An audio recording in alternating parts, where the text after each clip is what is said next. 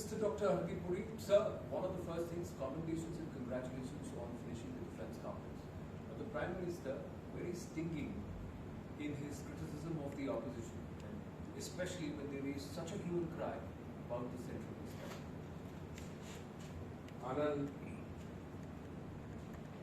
Anand, as the line minister, I'm naturally very reassured that one more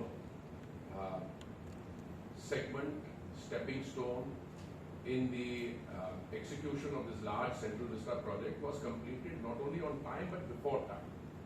Originally, the timeline envisaged was 24 months. We were able to do it between 12 months, if you want to be technically correct, between 12 months plus slightly. What is the significance of this? The significance to my mind is that 25 years ago, when I was a Joint Secretary in the Ministry of Defence, I used to tear my hair out and I said, look, it's only 50 years since we've been an independent country, and some of those who give their lives for the defence of the nation, for you and me to be able to live in freedom, they are housed in conditions of barracks, hutments. That's literally what they are called, hutments, so they were called, which date back to an era before we became an independent nation. These were built sometime during the preparation for the Second World War. You know how many years ago that was? And over the years, if you looked at the insides of those buildings, the state of maintenance, did no one ever apply their minds to it? I remember as a Joint Secretary raising it for on a large number of occasions. And interestingly, one of the service chiefs whom I was standing next to when we were awaiting the arrival of the Prime Minister whispered to my ears, you know, Minister, in government very often projects that start out to be temporary acquire a permanence of their own. Touche. I think full marks to the service chief. I don't want to embarrass him. But I also said to him, that may have been the characteristics or defining characterization of governance generally, but not in the Modi period. And I think the Prime Minister pointed out, he became Prime Minister in 2014. He could have started it, so no, it was well thought through. So now 7,000 of our colleagues will have their offices, state-of-the-art, green, embodying the best technology, cyber security, security, facial recognition, the works, on Africa Avenue and Kasturba Kanima. Now, you talked about the Prime Minister criticism. I think the Prime Minister was merely stating a fact. And the fact is, ever since the Central Vista Avenue conceptualization and design became public, okay, everybody said, this is a, what did they call it, a vanity project? 15,000 crore ka Modi Mahal ban raha. I kept telling people 15,000 crore may not even be the cost of the entire project, not just the residence of the Prime Minister, which is incidentally an institutional thing. But I was participating in a book launch yesterday, and one of my favorite commentators really let everybody have it. Who asked for the Central Vista? Who asked for the new Parliament building? The Congress Party. One of their more vocal members wrote an article in the Hindu asking for it. The Speaker of the Lok Sabha, the then Speaker, had her secretary write to the Secretary in the Urban Development Ministry asking for that. Have you ever been to Shastri Bhavan? I worked there as a young Undersecretary, and thereby hangs another tale. If you can navigate the way into the offices there, finding parking, and see the state of those buildings, this, you know, genius construction which took place from the 1960s onwards, these people should not be talking about these things. The governing architecture, North Block, South Block, all this was built in 1920.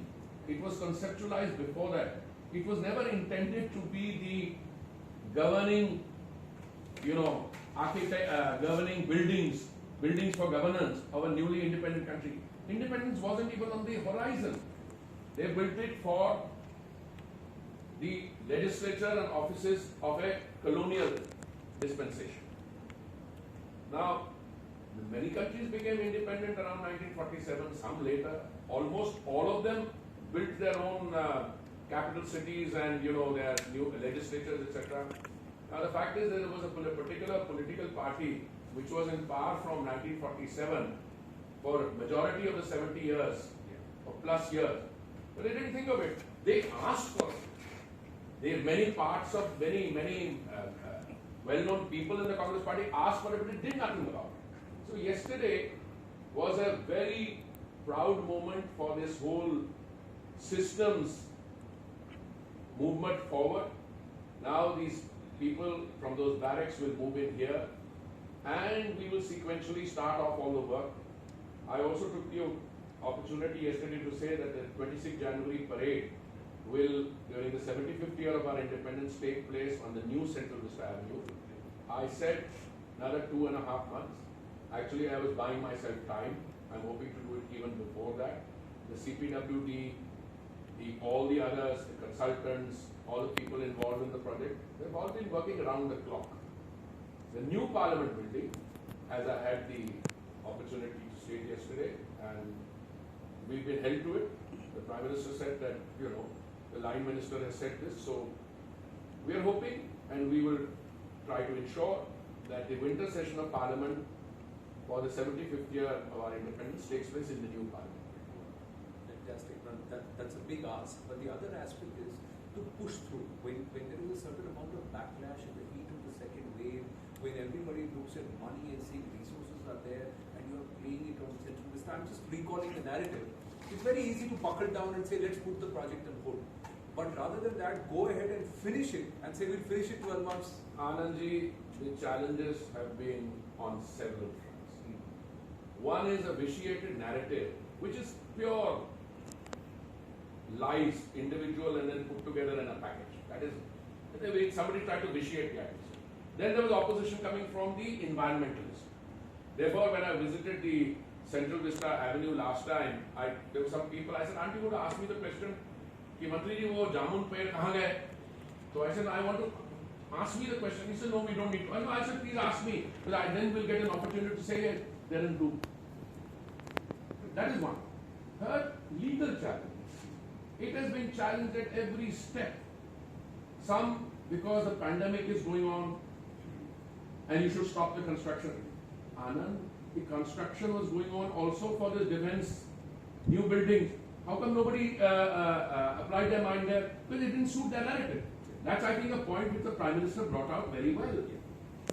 Because our people, our Jawans, our NCOs, JCOs, the officers, and there's living space there also. We are doing something which improves their working environment, their living quarters. You're not pointing to that out. That is also going on doing that. So the beauty of it is we surmount, I wouldn't say surmount is too strong. We braved all those challenges. Every day we had to fight. Now, if you ask me what my state of my mind is on somebody gets up in the morning and makes an outlandish statement, well, I react. I'm human. Early in the morning, I send messages to my staff officers and say, "यार ये पता नहीं कौन सी wire service ने ये लगा दिया." Well, it turns out to be most of the stuff is completely baloney. Facts on their head, not stated, etc., etc. I mean, one of your news anchors, not yours, as in your channel, got up one day and said, "I don't care whether Rahul Gandhi likes West Central Vista or not. I don't care whether Modi likes it. I don't want the Central Vista." Hey, wait a minute. These are decisions taken by the duly elected representatives in a democracy. Madam, if you have a view, misuse your channel and give your personal view, or give your channel's view. But this kind of a narrative being created. Look at the hard facts. One is I told you about the living conditions of our service and defense ministry staff. How much acreage was taken? 62 to 30. 62, 66, 70, these are numbers. And you have released prime land with the highest possible value in the heart of the city. And we're going to get much better accommodation in a totally green, sustainable manner in 13 acres. 13. So, my submission to you is, I don't think the criticism was criticism because somebody felt intellectually that what we were doing something wrong. Someone may have. I can't vouch for everyone. But this was motivated partisan political criticism, and I must confess, some of us are not unhappy that these guys are left speechless. Whenever somebody makes a statement, somebody will issue a statement. There's no value. You look at the before and you look up the after. And one of the points we've been making is that if a building is made in 1916, it has a certain lifespan. But Delhi is under a different seismic zone. What do you want? You want to wait till the building comes on your roof, falls on your head? You can't. So we are building not for now. These are buildings for the next 200 years.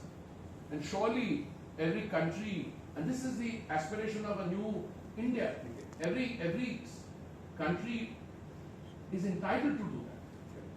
I agree. On that note, let's come over to 2-3 other questions which I have. One is Prime Minister Narendra Modi turned 71 today. And the nation, and what he has done is he's come out and said this is Seva and Samarpan. I want you to commit your service to the country. What would you like to say on this occasion? Look, first and foremost, I think on who the Prime Minister is, where he came from, what he stands for, and where he's taking India, on that there is no doubt. I mean, people were unhappy. He came because he was not part of that political culture which prevailed till he assumed office. That was a different political culture. The BJP was different, but even within the BJP, he represents total dedication, total commitment, and time-bound implementation for the evolution of a vision. To me, the most important part, I can tell you, I've had the privilege of knowing him for many years before I joined the Council of Ministers. I'm one of the few people in the current lot who even knew him when I was a student at the university. I've hosted him outside. He came to Geneva, where I was ambassador, to pick up the ashes of the freedom fighter Shyamji Kishanji Brahma, and I've had an occasion to talk to him over the years. Look, he has a vision of it for India.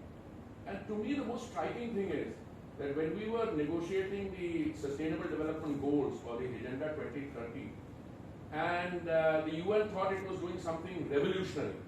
I was part of the MDGs also. I was telling them even then, before the SDGs got adopted, I said, we're doing this at the multilateral level, but many of these aspirations which are there in the Sustainable Development Goals, Mr. Modi has already outlined in India. He came to office in May 2014. June 2015, all his flagship programs started. Pradhan Mantri Awas Yojana, Swachh Bharat, Swachh Bharat started even before that. And components of that are here. But the philosophy of the 2030 agenda or the Sustainable Development Goals is Antyodaya, to the farthest first, to those who are most in need, reach out to them first. So whether it is, from my point of view, Goal 11 inclusive cities, it was already incorporated in the flagship program. The fact that under Pradhan Mantri Awas Yojana, the title of the home will have to be in the name of the lady of the house. Again, Goal 5. So I think he was way ahead of his time, and he was able to bring this narrative onto the New India aspiration. One of the things, Mr. Ram, if I may ask you, in terms of his governance and his governance policies, there has been a huge focus on infrastructure. He talked about Antyodaya, and he's approached it at multiple levels. He's also used technology. He's also realized you have to create a supply chain and you need to build a robust infrastructure. And some of it is also part of your domain at the moment. Anand, you can have the best vision in the world, but you can conceptualize your vision, you can prepare an architecture around it, but you cannot control the circumstances in which that vision is implemented.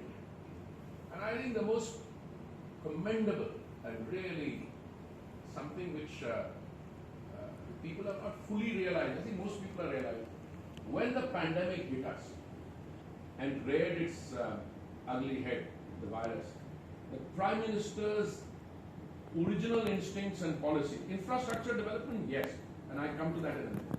But the fact is that the pandemic had an uneven effect on different people. You and I may have been differently affected than the migrant labor.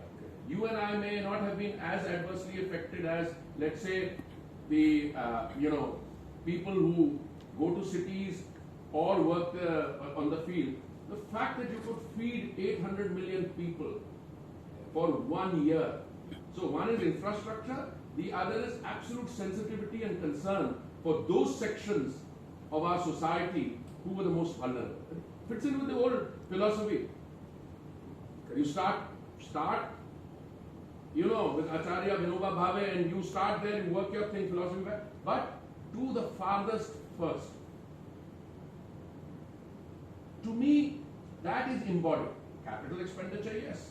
I mean, you look at what we've done. If you look at the what happened in the pandemic? Our integrated command and control centers became war rooms to control, and all this done through technology.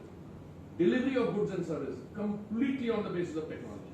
DBT, direct beneficial. Look, if you look at the scale, I can only talk about my ministry. I'm an admirer of what else is being done. Every Indian, no matter where he or she lives, should have a roof on their head.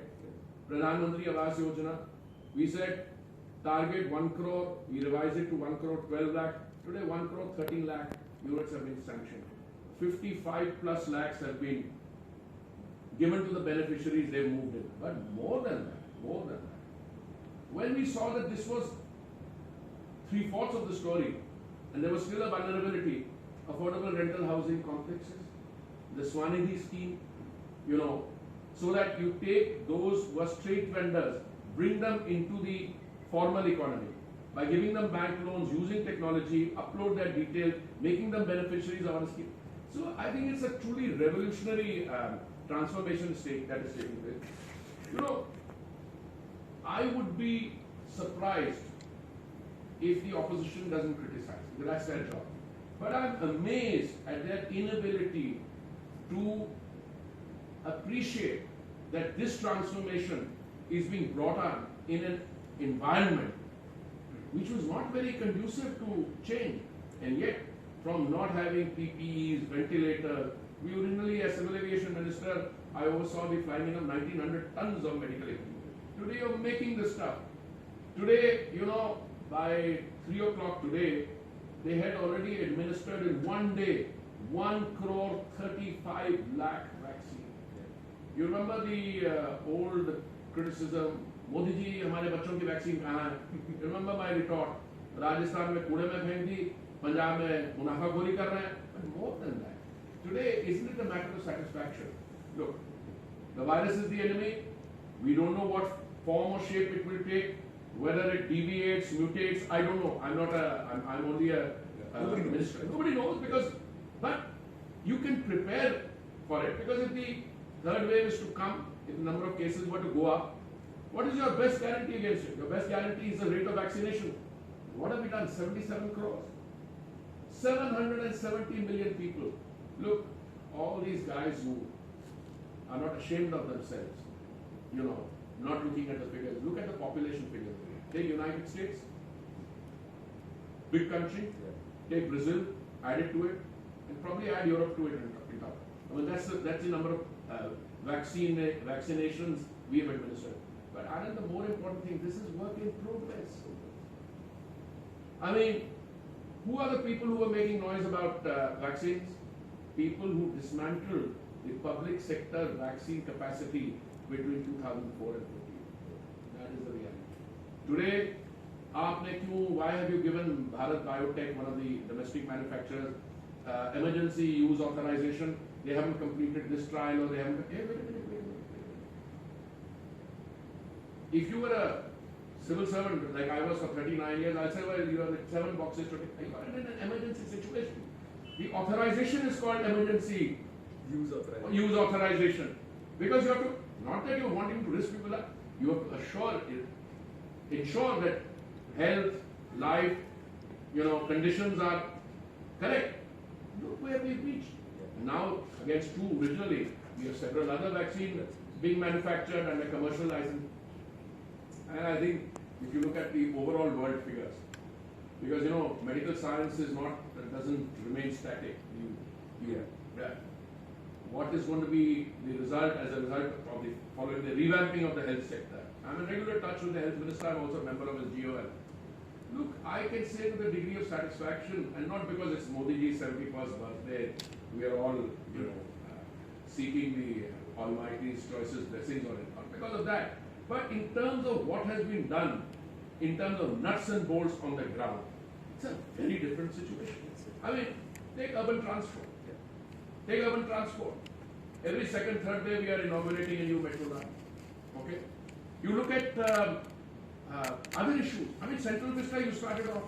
I mean, for 75 years, I mean, it's actually 20 years, it's 100 years. 100 years ago, some buildings were built which were never intended for this purpose. After 100 years, we're actually getting a new, something that looks like modern India and incorporating the best of your heritage, your culture, your history.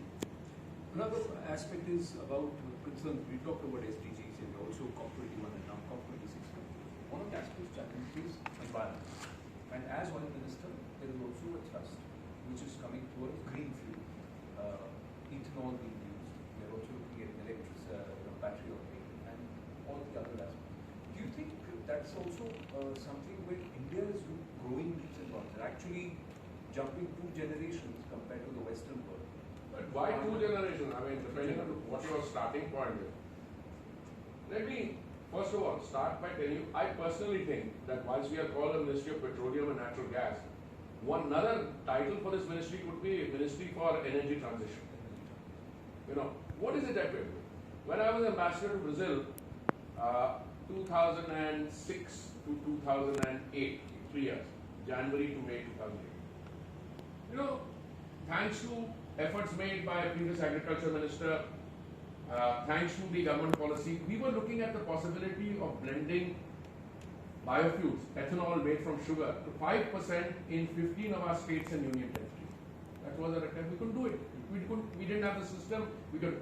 Today, Anand, we are already blending 9%, and we are hoping to take it to 20% by 2025. Gas, from 6%, we were taking it to 15%. So it's a green hydrogen. I mean, I spend at least 30% of my working day looking at issues relating to green hydrogen, talking to my oil companies. I mean, it's going to get a boost when you put it in the refineries. Yeah. But there are private sector players from all over the world who are coming and saying, I mean, one of our private sector companies has talked about 111, which the American Energy Secretary mentioned to me. $1 for 1 kilo for 1 decade. Okay, I mean, I'm placing an interpretation, but green hydrogen is the focus. But what does it mean? It means also that you will continue to be reliant for some time on liquid hydrocarbons and gas. You will. And the Prime Minister, I think, was very realistic. When he was speaking from the ramparts of the Red Fort, what did he say? He said that 12 lakh crore we are spending on import bill. He said we should become self-sufficient by selling. No, you are an importer, you are also an exporter. You import crude, you refine, you send it out. But you should not be spending that because your import dependence today is 85%. Now that needs to be reduced. Both for crude and for gas, it's a little less. But I think we're getting there. Well, I've only been Minister for Petroleum and Natural Gas or Energy Transition, if I can use that word, since 8th of July. I said I'm very I'm conscious of the efforts which are going in, both in our PSUs and in our private sector. We need to clearly increase what you call E&P. This is exploration and production. Domestically, we have to increase the percentage area which is under E&P. We need to make that transition to cleaner fuels even faster, although we have a very ambitious target. But more than that, you need to enter, because you will, for many years to come, you will be dependent on traditional fuels. You need to absolutely ensure that you enter into long-term contracts which give you security of access, they give you predictability and stability. True. My final question to you, sir, and a subset of, since you're one minister, the GST Council met and one of the suggestions made was that petroleum and oil should come under GST. Look, I am not, this is not my ministry, this is finance minister's prerogative. If you ask me, I'm very clear on what should be done, we've had some discussions in the government, but I see press reports that some of the opposition states are not, so they can't have the cake and eat it too. But they're actually trying to have the cake and get the bakery too. What they're trying to do is say, fuel price बड़ा बन रहा है, center कर रही है, but they're not wanting to bring it under GST. ये हमारा revenue source छोड़ दिए. I think this discussion will now gain momentum. I personally didn't expect it to. I mean, I don't want to pronounce on what the GST Council does, but I think the GST Council will have to deal with it, and I stand ready to assist my senior colleague Nirmala ji for any, use of margin of persuasion with the state government to see what we get. Right. Thank you very much. Thank you very much, Dr. My final two questions on Sanjeevi, not being able to and then I'll. Thank you. No, we can always do that later. I have a public away. Those सवाल है सिर्फ I won't be able to get your time. Only two questions. I will not push you. What time do I? I'm already late. Yeah, I'm already. दो. नहीं यार, Then I will not be able to. Okay. So then. अभी do it यार, we'll do. अभी ये बहुत है. ये तो आज करूँगा, but this is. वो मैं कर लूँगा, आपको कर लूँगा.